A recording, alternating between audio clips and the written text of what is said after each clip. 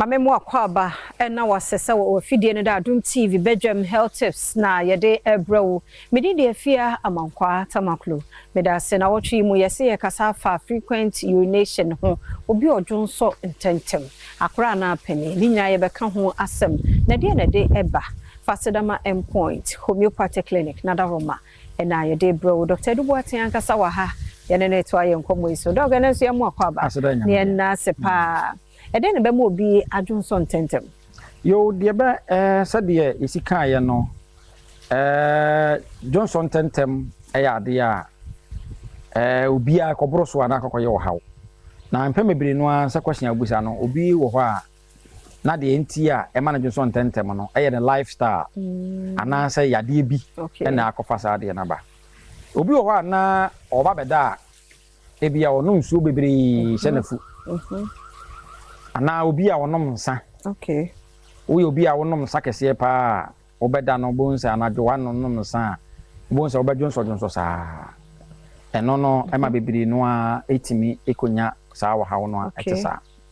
Obi susu wa de ema ne de no eba. Eyese yade bi. Yade bi efe ne se kidney yade. Eso no obi an se de ne kidney yade esi eye ne fa. Especially mo nya kidney infections no. One of the signs no sad no se be mo Johnson tentem obi konya yade bi efen se cystitis ye beka se yade a o bladder no aye inflamed. Bladder no ne de ne se wo se store Johnson obu an bladder no aye weak intimi store Johnson Johnson begu mu no na asigna adwene no a kire sa ayema to mo se ni pada se ni no because kidney ne de all the time no efin no a defini free ede fa uwita ebegu bladder nim ntika bladder ne ekotokuo a wo se ka ye mansa nanka adwena signa nanka aba obu na de begu mu no na wo se signa bladder no problem wo ho cystitis eno no timi de Johnson tentem ba obu na nnuo bi a wonom hu sunsanso eno so etimi ko fa cystitis ba obi wo a nane de no diabetes yade efense diabetes sichire yade obi wa na ne hu sunsanso a ne de na eda ne ho adie na akofa yade efense cystitis no aba besue no obi so ha ne de no emanyemo a especially from their third trimester to say omafu no from 6 months going no ya na pressure it put a lot of pressure on the bladder enti ema e was at bi anim no bebiri no asoso no etimi enkonya Johnson tentem no etimi konya oba na be ma wanya infections wanya bibi afenza urethritis na just say urethra no inflammation abam eno so the best signals wanya sa ya de no Johnson tentem eno so etimi de ba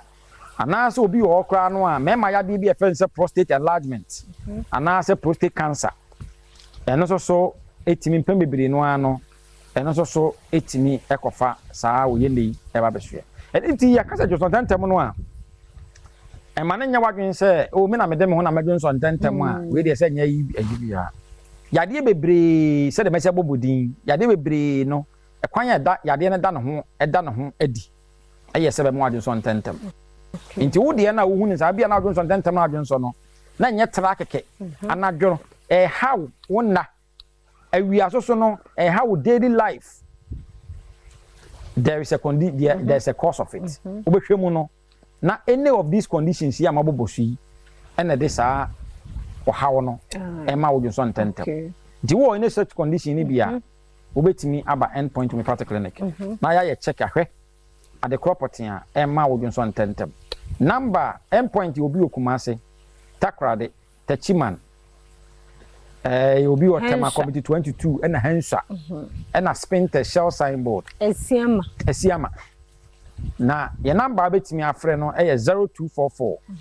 86 70 68 0244 86 70 68 That say Dr. Duboaten na yetene nka no chena nso kan ho e sa de pache ye ne nkwa hodin e wo hɔ a frequent urination ye beto so me de afia amankwa tama